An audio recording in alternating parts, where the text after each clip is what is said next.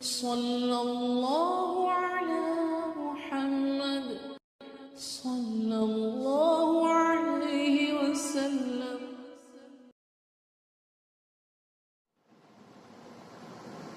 السلام علیکم ورحمۃ اللہ وبرکاتہ۔ پیارے نبی کی پیاری حدیث کورس کے ایک اسپیشل ایپیسوڈ میں میں آپ سبھی کا خیر مقدم کرتا ہوں۔ اب تک الحمدللہ ہم 5 احادیث یاد کر چکے ہیں عربی اور اردو ترجمے کے ساتھ۔ آج انشاءاللہ ہم 5 احادیث کا ٹیسٹ لیں گے۔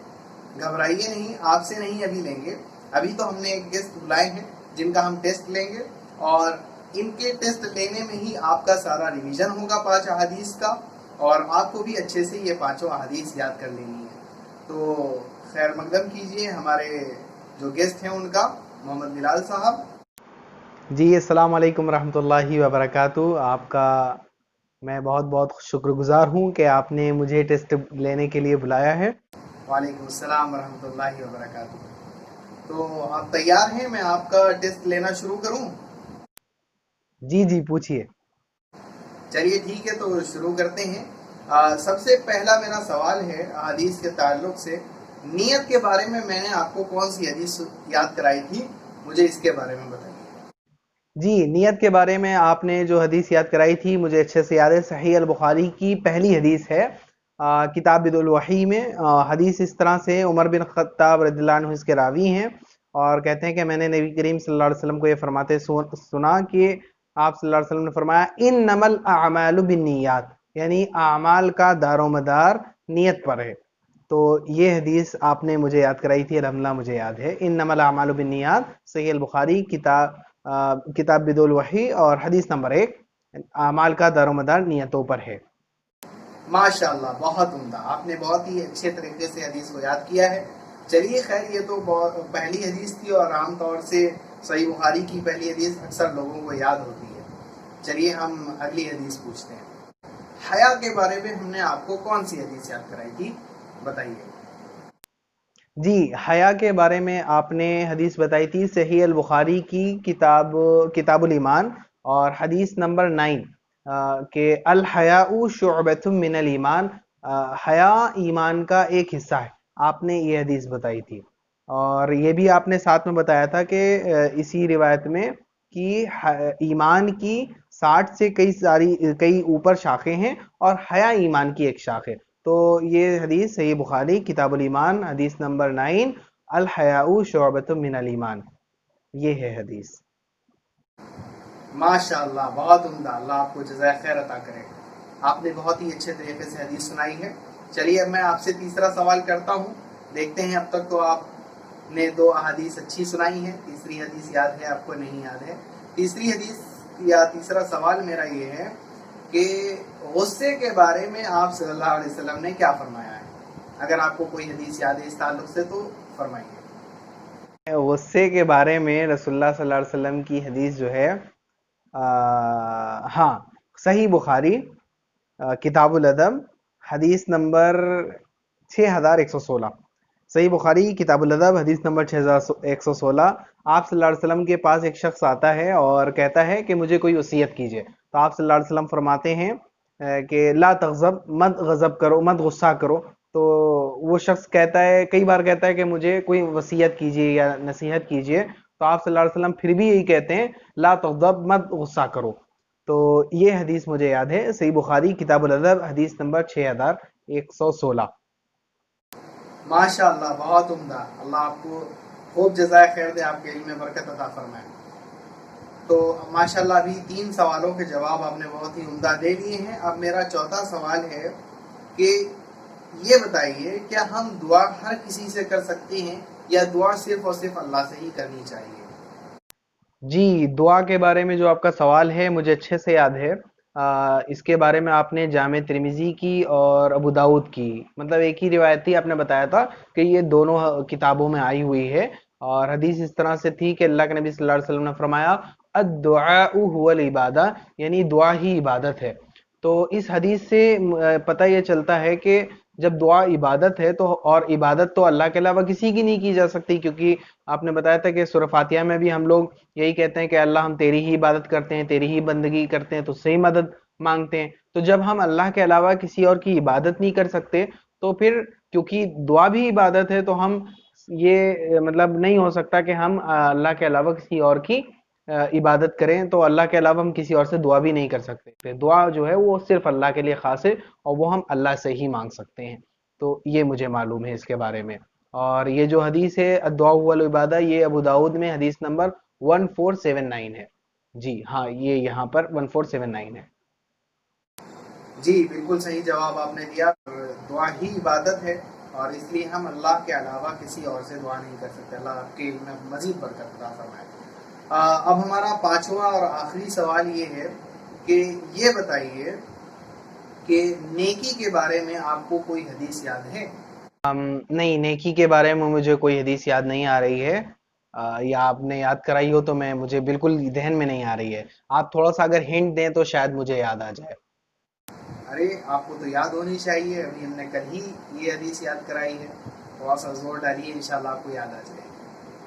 ہاں یاد آیا، آپ نے صدقے کے تعلق سے وہ نیکی والی حدیث یاد کرائی تھی، اب یاد آ گیا مجھے. وہ حدیث اس طرح سے ہے، صحیح بخاری حدیث نمبر 6021 6021، کل معروف صدقہ، یعنی ہر نیکی صدقہ ہے. جی یہ حدیث یاد آ گئی مجھے. کل معروف صدقہ، ہر نیکی صدقہ ہے. اور آپ نے اس میں بتایا تھا کہ اگر ہم کسی بھائی کی مدد کرتے ہیں، کسی کے ساتھ بھلائی کرتے ہیں، سلام کرتے ہیں، کسی کو اچھائی کا راستہ بتاتے ہیں، کسی کو برائی سے روکتے ہیں، خود اچھے کام کرتے ہیں، خود برے کاموں سے روکتے ہیں، یہاں تک کہ ذکر و اذکار کرتے ہیں، تو یہ بھی صدقہ ہے. اور صدقے کا معنی آپ نے بتایا تھا کہ ہر وہ مال جو اللہ کی راہ میں اللہ کی رضا کے لیے خرچ کیا جاتا ہے وہ صدقہ ہوتا ہے. جی ماشاءاللہ، بہت عمدہ. امید ہے میں صحیح ہوں. ہاں بہت اچھا. اللہ تعالیٰ آپ کے علم میں برکت عطا فرمائے. آپ نے پانچوں سوالوں کے جواب بہت ہی اچھے طریقے سے دیے ہیں. اب ہمارا ایک چھوٹا سا آپ سے سوال ہے، یہ بتائیے کہ یہ جو احادیث یاد کرنے کی دلچسپی آپ کے اندر آئی، یہ کس طرح سے آئی؟ کیا بات آپ کو ایسی آپ نے سن لی، یا کیا بات تھی جو آپ نے یہ حدیث یاد کرنے کا سلسلہ شروع کیا اور ہمارے کورس کو آپ نے جوائن کیا؟ اس کے بارے میں ذرا بتائیے.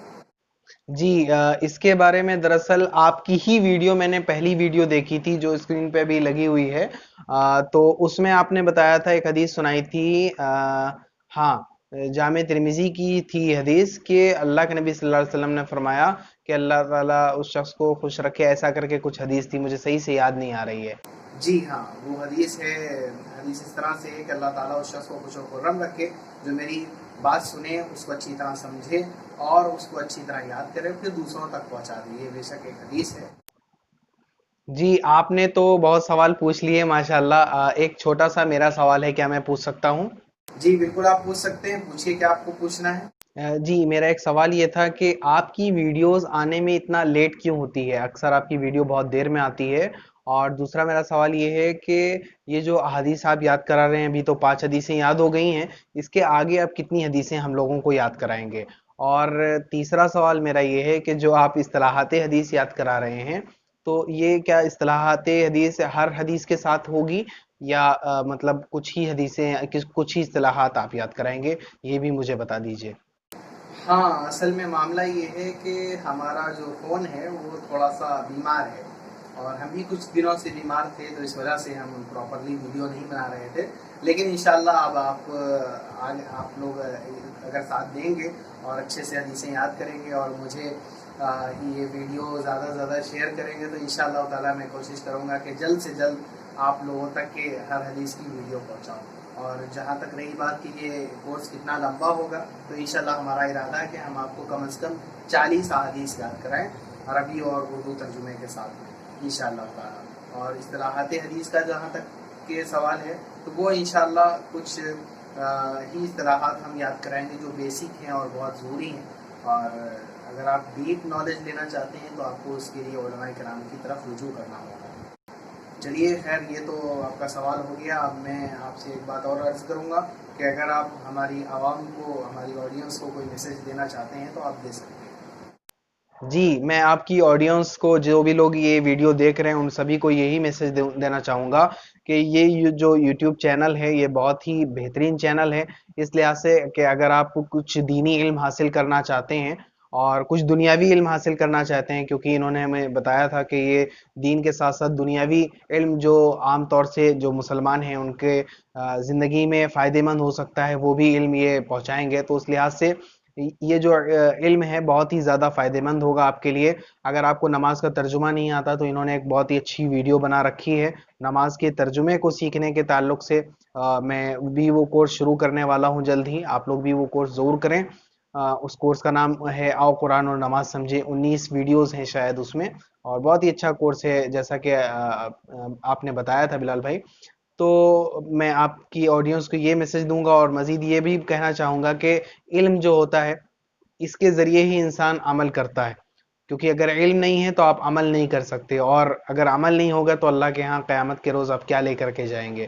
تو آپ لوگ علماء کرام سے بھی جڑیں، اور بلال بھائی جو احادیثیں یاد کراتے ہیں، جو قرآن کا ترجمہ یاد کراتے ہیں، اس سے بھی ضرور کورسز کو جوائن کریں، اور ان کی جو ویڈیوز ہوتی ہیں اس کو زیادہ سے زیادہ شیئر کیا کریں تاکہ ان کا حوصلہ بڑھے. اور مزید یہ بھی دعا کریں گے کہ آپ کا موبائل ٹھیک ہو جائے. اور باقی جزاکم اللہ خیرا کثیرا. چلیے ٹھیک ہے، جزاک اللہ خیر. السلام علیکم ورحمۃ اللہ وبرکاتہ. جی ویاکم، وعلیکم السلام ورحمۃ اللہ وبرکاتہ. تو ناظرین، یہ تھے محمد بلال صاحب جنہوں نے بہت ہی بخوبی اپنا ٹیسٹ پاس کیا، اور اب باری آپ کی ہے کہ آپ ٹیسٹ دیں. اور جس طرح سے میں نے اپنا محاسبہ خود سے کیا ہے، آپ لوگ بھی اپنا محاسبہ خود سے کر سکتے ہیں. اور انشاءاللہ آپ میں سے جتنے لوگ بھی 40 احادیث اچھے سے یاد کریں گے، میں ان کا ٹیسٹ لوں گا 1% کا انشاءاللہ. اور جو لوگ بھی اس 40 احادیث اچھے سے سنائیں گے، انشاءاللہ سبھی کو میری طرف سے سرٹیفکیٹ بھی دیا جائے گا اور ایک اچھا انعام بھی دیا جائے گا. اللہ سے دعا ہے کہ اللہ تعالیٰ ہماری اس کاوش کو قبول فرمائے اور ہمیں زیادہ سے زیادہ احادیث کی خدمت کرنے والا بنائے. جزاکم اللہ خیرا کثیرا، وآخر الجزاء، والسلام علیکم ورحمۃ اللہ وبرکاتہ.